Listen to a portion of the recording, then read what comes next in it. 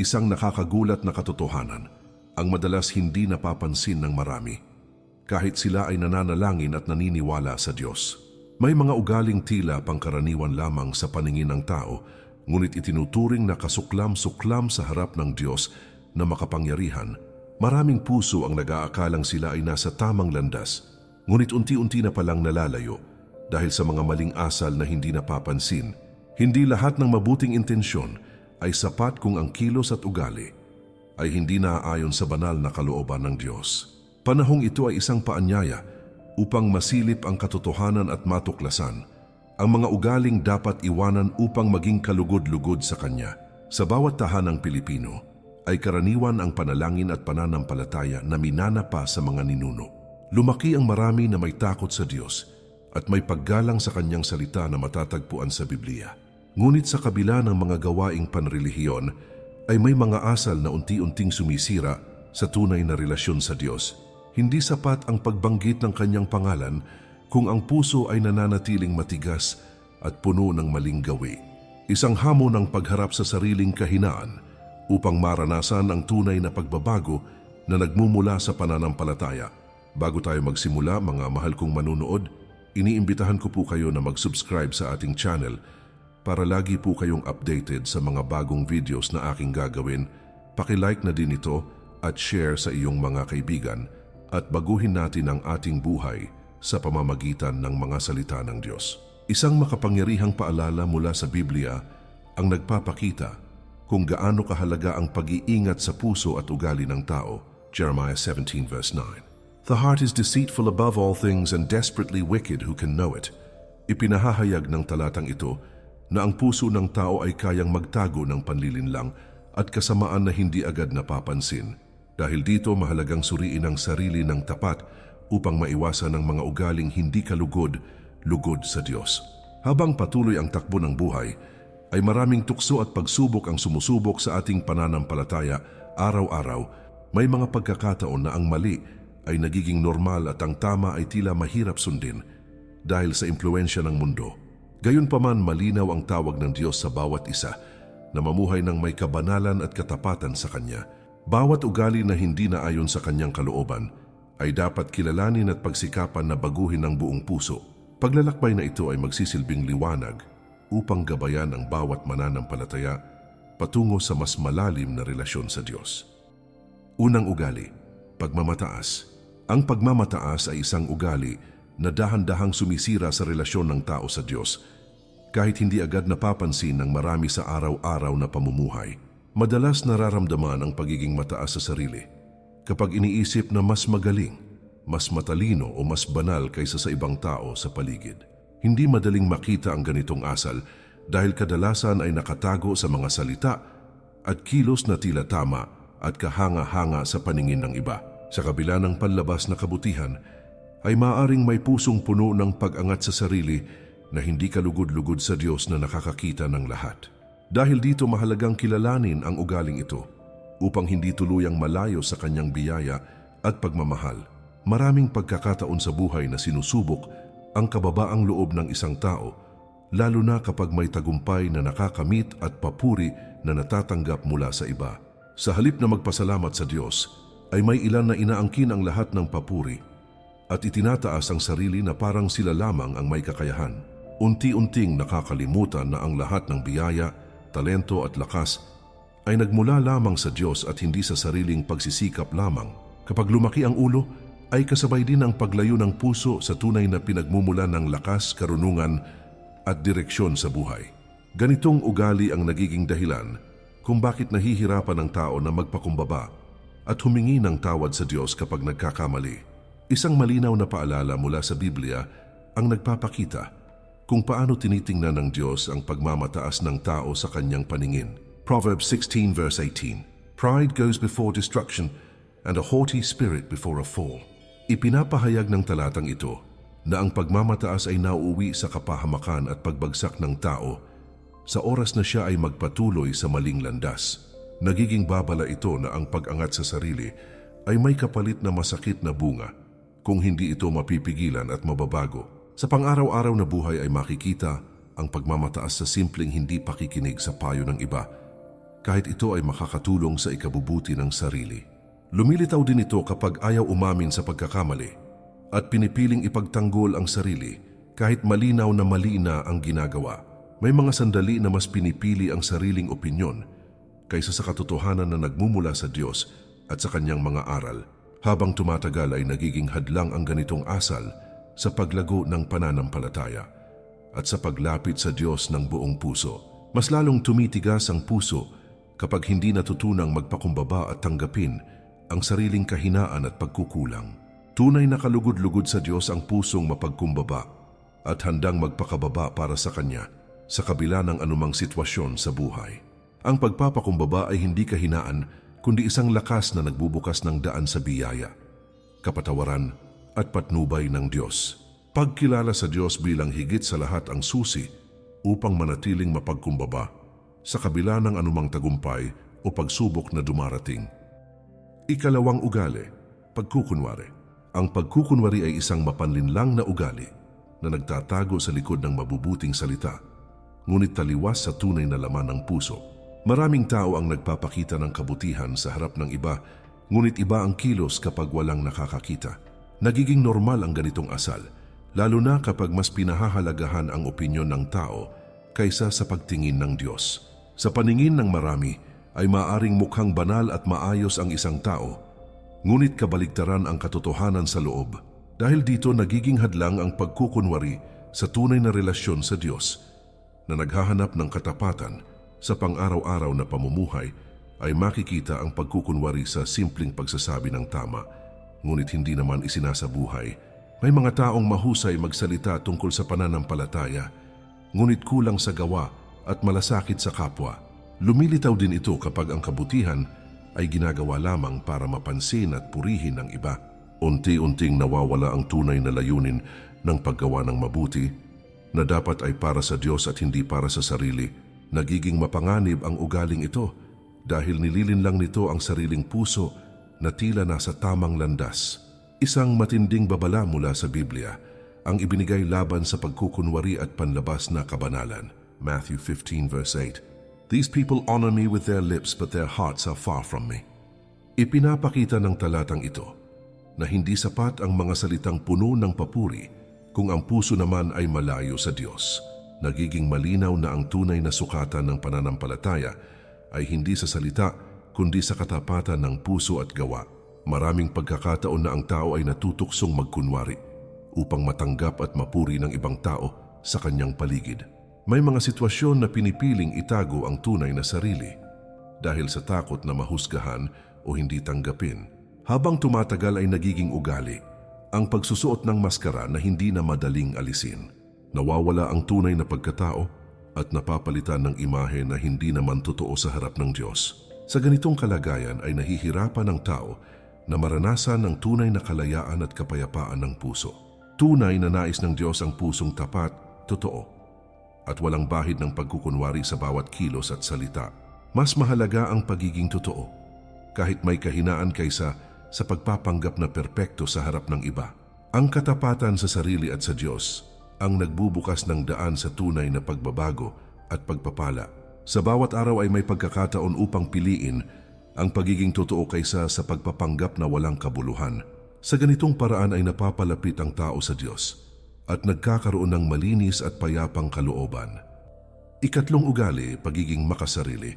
Ang pagiging makasarili ay isang ugali na inuuna ang sariling kapakanan kaysa sa pangangailangan ng iba kahit alam na may masasaktan o mahihirapan.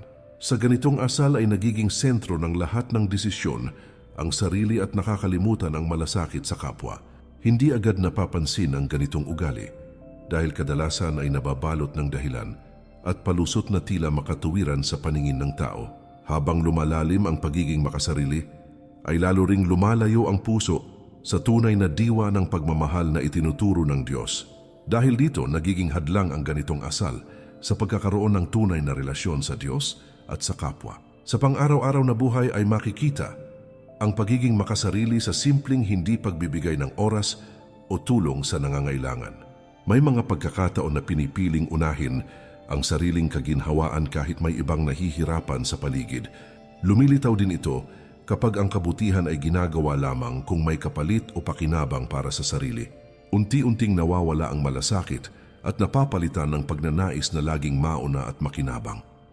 Sa ganitong kalagayan, ay nahihirapan ang tao na maranasan ang tunay na kagalakan na nagmumula sa pagbibigay. Isang mahalagang paalala mula sa Biblia ang nagtuturo laban sa pagiging makasarili at pagtuon lamang sa sarili. Philippians 2 verse 4, "Let each of you look not only to his own interests, but also to the interests of others." Ipinapahayag ng talatang ito na ang bawat isa ay tinatawag na isipin hindi lamang ang sarili, kundi pati ang kapakanan ng iba. Nagiging malinaw na ang tunay na pananampalataya ay nasusukat sa malasakit at paglingap sa kapwa. Maraming pagkakataon na ang pagiging makasarili ay nagdudulot ng pagkasira ng relasyon sa pamilya at kaibigan. Kapag laging sarili ang inuuna, ay nagkakaroon ng lamat ang tiwala at pagmamahalan sa isa't isa. Nawawala ang diwa ng pagbibigayan at napapalitan ng pag-aagawan at hindi pagkakaunawaan. Habang tumatagal ay nagiging dahilan ito ng kalungkutan at pag-iisa kahit maraming tao sa paligid. Sa ganitong sitwasyon ay malinaw na ang pagiging makasarili ay walang magandang dulot sa buhay. Tunay na kalugod-lugod sa Diyos, ang pusong marunong magbigay at handang magsakripisyo para sa iba. Ang pagmamahal sa kapwa ay isang mahalagang utos na dapat isabuhay sa araw-araw na pamumuhay.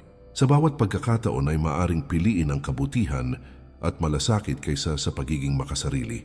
Paglalagay sa Diyos sa sentro ng buhay, ang tutulong upang mabago ang ganitong ugali. Sa ganitong paraan ay mararanasan ang tunay na kagalakan at pagpapala na nagmumula sa Kanya. Ika-4 na ugali, pagsisinungaling. Ang pagsisinungaling ay isang ugali na sumisira sa tiwala at naglalayo sa tao sa katotohanang nais ng Diyos na isabuhay. Sa bawat kasinungalingan ay unti-unting nabubuo ang isang mundong hindi totoo at puno ng panlilinlang. Madalas nagsisimula sa maliit na bagay, ngunit lumalaki habang nasasanay ang tao na itago ang katotohanan. Habang tumatagal, ay nagiging mahirap nang makilala ang tama dahil nasasanay ang isip sa kasinungalingan.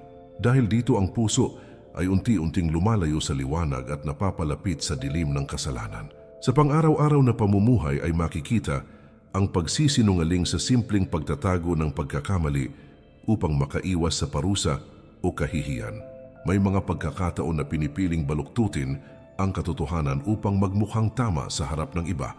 Lumilitaw din ito kapag ang salita ay hindi tugma sa tunay na ginagawa o nararamdaman ng isang tao. Unti-unting nasisira ang kredibilidad at tiwala ng mga tao sa paligid dahil sa paulit-ulit na panlilinlang. Sa ganitong kalagayan ay nawawala ang kapayapaan ng isip dahil sa takot na mabunyag ang katotohanan. Isang malinaw na babala mula sa Biblia ang nagsasabi kung gaano kinamumuhian ng Diyos ang pagsisinungaling. Proverbs 12 verse 22. Lying lips are an abomination to the Lord, but those who deal truthfully are His delight. Ipinapakita ng talatang ito na ang kasinungalingan ay kasuklam-suklam sa Diyos, samantalang ang katotohanan ay Kanyang kinalulugdan. Nagiging paalala ito na ang bawat salita ay may bigat at pananagutan sa harap ng Diyos. Maraming buhay ang nasisira dahil sa pagsisinungaling na nagdudulot ng sakit at pagkawasak ng relasyon.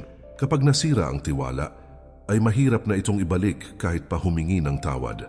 Nagdudulot din ito ng pagkakahiwalay sa mga mahal sa buhay dahil sa patong-patong na kasinungalingan. Habang lumalala ang ugaling ito, ay lalo ring nawawala ang respeto ng ibang tao. Sa ganitong sitwasyon ay malinaw na ang kasinungalingan ay may mabigat na kapalit. Tunay na kalugod-lugod sa Diyos ang pusong tapat at nagsasalita ng totoo sa anumang sitwasyon. Ang katapatan ay nagdudulot ng kapayapaan ng isip at matibay na relasyon sa kapwa at sa Diyos.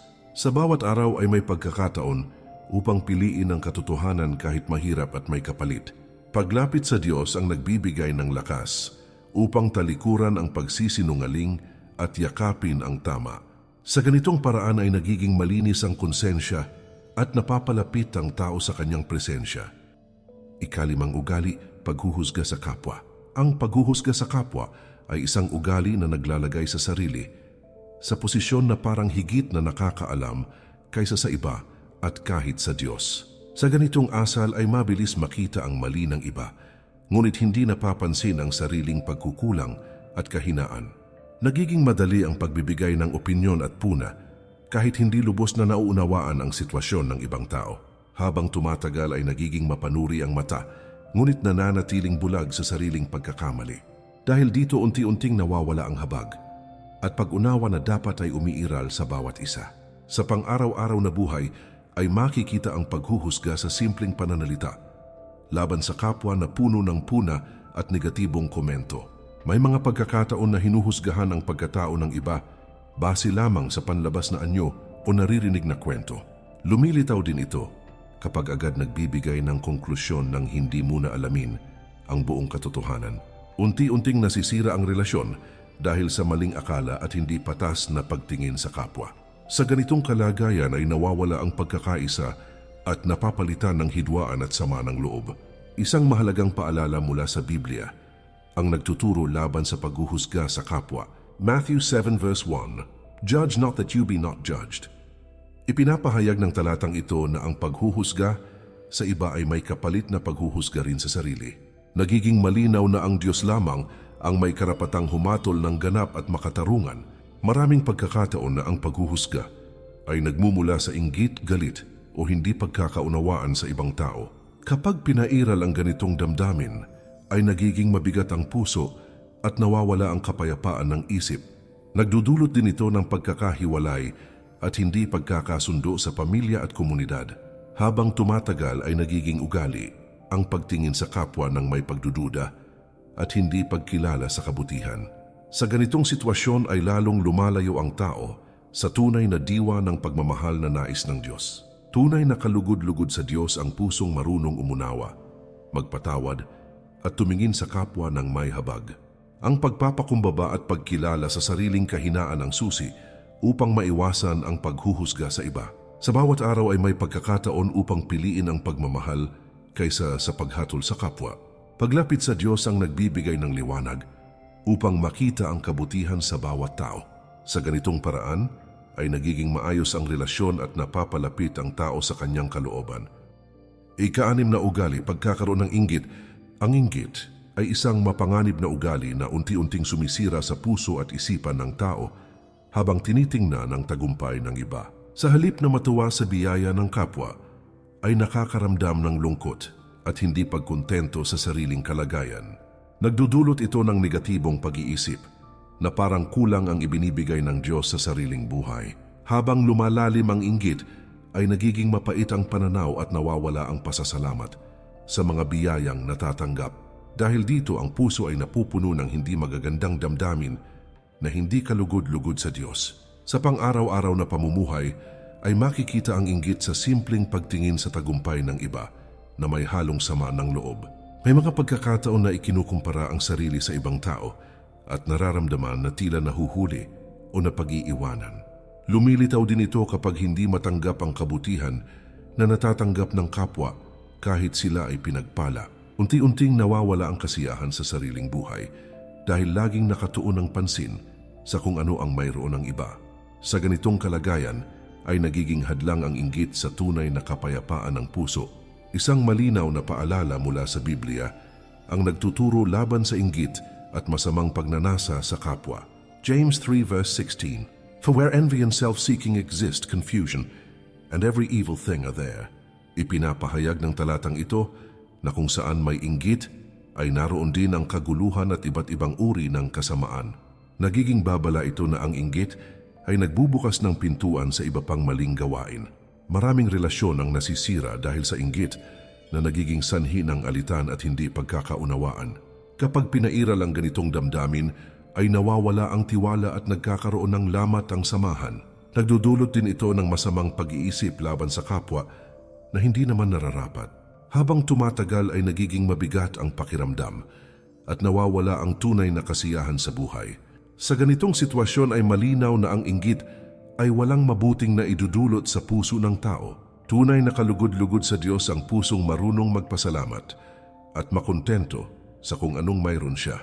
Ang pagpapasalamat sa bawat biyaya ay nagdudulot ng kapayapaan at kagalakan na hindi kayang ibigay ng inggit. Sa bawat araw ay may pagkakataon upang piliin ang kasiyahan para sa tagumpay ng iba kaysa sa pag-inggit. Paglapit sa Diyos ang tumutulong upang linisin ang puso mula sa negatibong damdamin. Sa ganitong paraan ay nagiging magaan ang loob at napapalapit ang tao sa tunay na kalooban ng Diyos. Ikapitong ugali, galit at puot. Ang galit at puot ay mga damdaming maaaring magsimula sa maliit, ngunit kayang lumaki at sumira ng puso kung hindi mapipigilan. Sa unang tingin ay tila normal lamang ang magalit, ngunit nagiging mapanganib kapag hinahayaan itong manatili at mamayani. Kapag ang puso ay napuno ng puot, ay nawawala ang kapayapaan at napapalitan ng kaguluhan at sakit. Hindi madaling mapansin na ang galit ay unti-unting nagiging ugali na humuhubog sa pagkatao. Dahil dito ang relasyon sa kapwa at sa Diyos ay naapektuhan at nasisira. Sa pang-araw-araw na buhay, ay makikita ang galit sa paraan ng pananalita na masakit at puno ng sama ng loob. May mga pagkakataon na ang emosyon ay nangingibabaw at nagiging dahilan ng paggawa ng maling desisyon. Lumilitaw din ito kapag hindi kayang magpatawad at patuloy na kinikimkim ang sakit na naranasan. Unti-unting bumibigat ang pakiramdam habang dinadala ang galit sa mahabang panahon. Sa ganitong kalagayan, ay nawawala ang katahimikan ng isip at puso. Isang mahalagang paalala mula sa Biblia ang nagtuturo kung paano dapat harapin ang galit. Ephesians 4 verse 26. Be angry and do not sin, do not let the sun go down on your wrath. Ipinapahayag ng talatang ito na maaring maramdaman ng galit, ngunit hindi dapat hayaang humantong ito sa kasalanan. Nagiging gabay ito upang matutong kontrolin ang emosyon at piliin ang tama sa kabila ng nararamdaman. Maraming buhay ang naapektuhan ng galit na nauuwi sa alitan at pagkasira ng relasyon. Kapag pinairal ang puot, ay nagiging sarado ang isip at hindi na nakikita ang kabutihan ng iba. Nagdudulot din ito ng masasakit na salita at gawa na maaring pagsisihan sa bandang huli. Habang tumatagal, ay nagiging ugali ang pagiging mainitin ng ulo at madaling magalit. Sa ganitong sitwasyon ay lalong lumalayo ang tao sa kapayapaan na nais ng Diyos para sa kanya. Tunay na kalugod-lugod sa Diyos ang pusong marunong magpatawad at magpakumbaba sa kabila ng sakit na naranasan. Ang pagpapatawad ay isang hakbang tungo sa kalayaan mula sa bigat ng galit at puot. Sa bawat araw ay may pagkakataon upang piliin ang kapayapaan kaysa sa galit na sumisira sa puso. Paglapit sa Diyos ang nagbibigay ng lakas upang bitawan ang sama ng loob at magpatuloy ng may pag-asa. Sa ganitong paraan ay nagiging magaan ang buhay at napapalapit ang tao sa kanyang pagmamahal. Ikawalong ugali, katamaran. Ang katamaran ay isang ugali na unti-unting pumipigil sa tao na tuparin ang kanyang tungkulin at layunin sa buhay na ibinigay ng Diyos. Sa ganitong asal ay nawawala ang sipag at determinasyon na gumawa ng mabuti at makabuluhang bagay araw-araw. Hindi agad napapansin ang epekto nito dahil kadalasan ay nagsisimula lamang sa simpleng pagpapaliban ng gawain. Habang tumatagal, ay nagiging nakasanayan ang hindi pagkilos at pag-iwas sa responsibilidad. Dahil dito ang buhay ay nawawalan ng direksyon at layunin na dapat sana ay para sa kaluwalhatian ng Diyos. Sa pang-araw-araw na pamumuhay, ay makikita ang katamaran sa pag-iwas sa gawain, kahit may kakayahan naman itong gawin. May mga pagkakataon na pinipiling magpahinga nang sobra kaysa tuparin ang mga tungkulin sa pamilya at trabaho. Lumilitaw din ito kapag ang oras ay nasasayang sa walang kabuluhang gawain, imbes na gamitin sa makabuluhang paraan. Unti-unting nawawala ang disiplina at napapalitan ng pagiging kampante at walang malasakit sa sariling paglago. Sa ganitong kalagayan ay naapektuhan hindi lamang ang sarili, kundi pati ang mga taong umaasa sa Kanya. Isang malinaw na paalala mula sa Biblia ang nagtuturo laban sa katamaran at kawalan ng sipag. Proverbs 6 verse 6. Go to the ant, you sluggard, consider her ways and be wise. Ipinapakita ng talatang ito ang halimbawa ng langgam na masipag at handang magtrabaho para sa kinabukasan. Nagiging paalala ito na ang sipag at disiplina ay mahalagang bahagi ng pamumuhay na kalugod-lugod sa Diyos. Maraming pagkakataon na ang katamaran ay nagdudulot ng pagkabigo at pagsisisi sa huli dahil sa mga nasayang na pagkakataon. Kapag pinairal ang ganitong ugali, ay nawawala ang mga biyaya na sana ay matatanggap kung nagsumikap lamang. Nagdudulot din ito ng kahirapan at kakulangan dahil sa hindi pagtupad sa responsibilidad. Habang tumatagal ay nagiging ugali ang pagiging pabaya sa sarili at sa mga tungkulin. Sa ganitong sitwasyon ay malinaw na ang katamaran ay may mabigat na epekto sa buhay. Tunay na kalugod-lugod sa Diyos ang pusong masipag at handang gamitin ang oras at lakas para sa mabuting layunin. Ang kasipagan ay isang paraan ng pagpapakita ng pasasalamat sa mga biyayang ipinagkaloob ng Diyos. Sa bawat araw ay may pagkakataon upang piliin ang pagkilos at pagsisikap kaysa sa pagiging tamad. Paglapit sa Diyos ang nagbibigay ng lakas at inspirasyon upang maging masipag sa lahat ng aspeto ng buhay. Sa ganitong paraan ay nagiging makabuluhan ang bawat araw at napapalapit ang tao sa kanyang kalooban.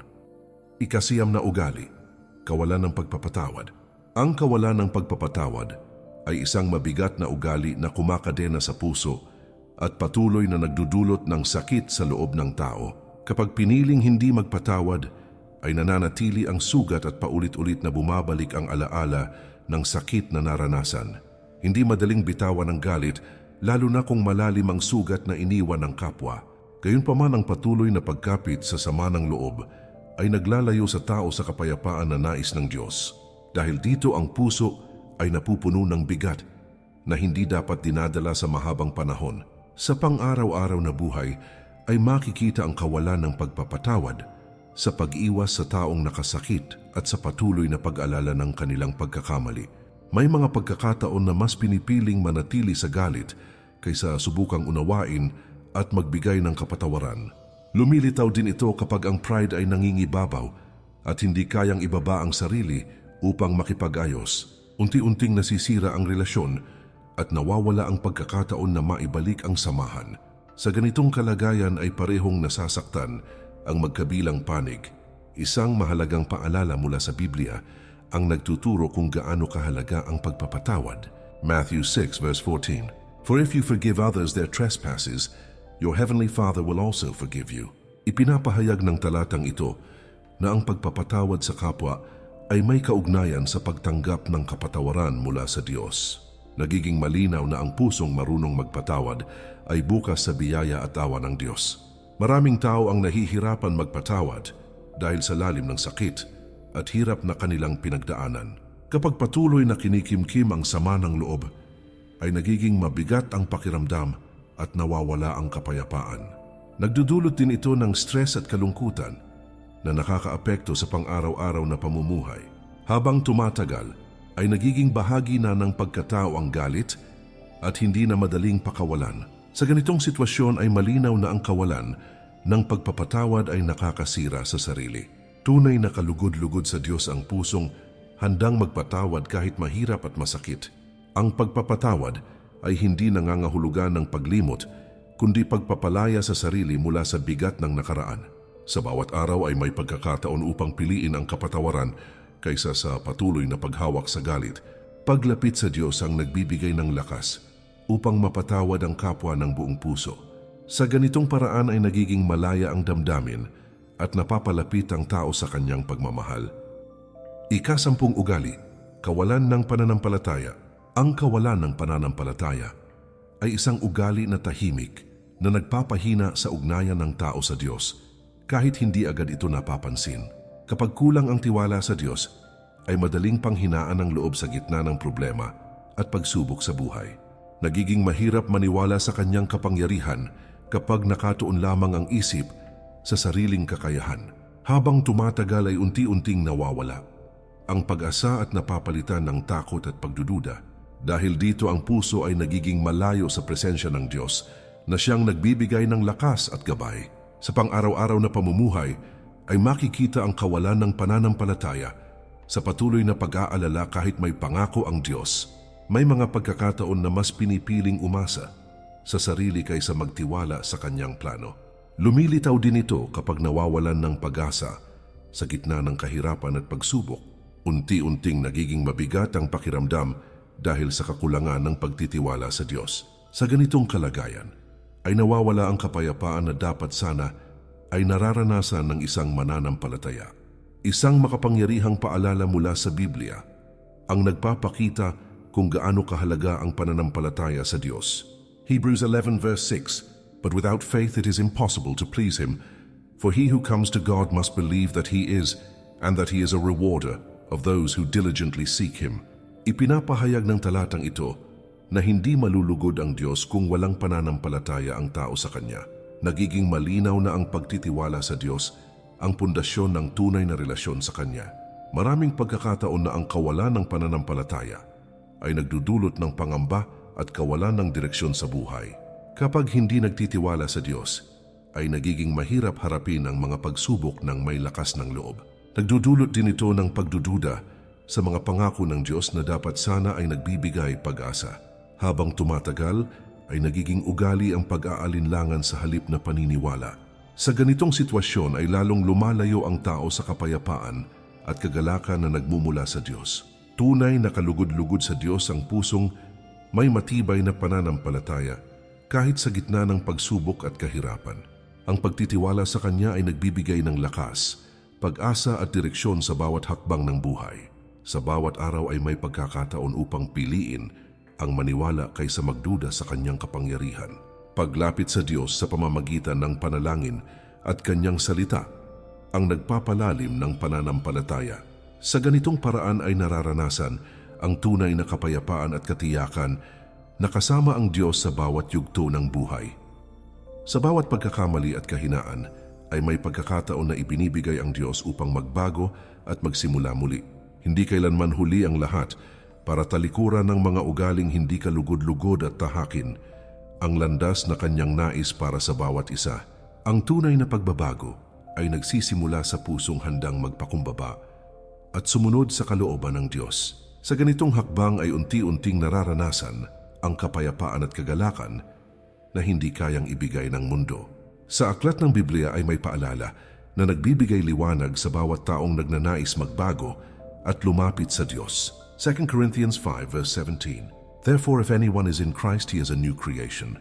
Old things have passed away, behold, all things have become new. Ipinapahayag ng talatang ito na ang sinumang lumalapit sa Diyos ay nagiging bagong nilalang na may panibagong simula. Nagbibigay ito ng pag-asa na anuman ang nakaraan ay maaring mapalitan ng bagong buhay na puno ng Kanyang biyaya. Bawat araw ay isang pagkakataon upang piliin ang tama at iwanan ang mga ugaling hindi nakalulugod sa Diyos. Hindi man madali ang pagbabago, ay may lakas na nagmumula sa Kanya para sa mga taong tunay na naghahangad ng kabutihan. Sa bawat pagsubok ay may aral na nagtuturo upang maging mas matatag ang pananampalataya. Sa bawat panalangin ay may pakikinig na nagmumula sa Diyos na handang gumabay at magpatawad. Sa ganitong paraan ay nagiging mas malapit ang relasyon sa Kanya at mas nagiging malinaw ang layunin sa buhay. Mga mahal kong manonood, muli ko po kayong iniimbitahan na mag-subscribe sa ating channel para lagi po kayong updated sa mga bagong videos na aking gagawin. Paki-like na din ito at share sa iyong mga kaibigan at baguhin natin ang ating buhay sa pamamagitan ng mga salita ng Diyos. Nawa ay magsilbing gabay ang bawat aral na ibinahagi upang maituwid ang landas at mapalapit ang puso sa Diyos. Ang tunay na kayamanan ay hindi nasusukat sa material na bagay, kundi sa lalim ng pananampalataya at relasyon sa Kanya. Sa bawat hakbang ng buhay ay piliin ang kabutihan, katotohanan at pagmamahal na nagmumula sa Diyos. Patuloy na magtiwala sa Kanyang plano, kahit hindi malinaw ang hinaharap dahil Siya ang nakakaalam ng lahat.